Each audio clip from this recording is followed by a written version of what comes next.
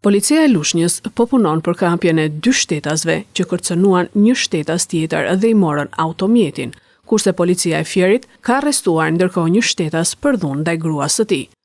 Specialistët për hetimin e krimeve të Komisariatit të Policisë Lushnjë shpallën në kërkim shtetasin XX, 46 vjeç dhe IS 31 vjeç, të 2 banues në fshatin Karbunar, pasi ka kallëzuar një 41 vjeçar se këta shtetas e kanë kanosur dhe i kanë marrë automjetin.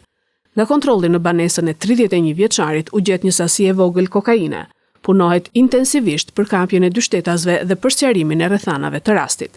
Specialistët e sektorit të qarkullimit rrugor arrestuan në flagrancë shtetasin EH 32 vjeç banues në Mallakastër, pasi u kap duke drejtuar automjetin në gjendje të dehur.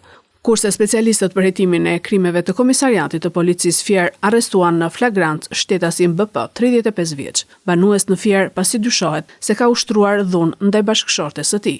Materialet procedurale ju referuan prokurorisë pranë gjykatës së shkallës së parë të jurisdiksionit të përgjithshëm Fier për veprimet të mëtejshme.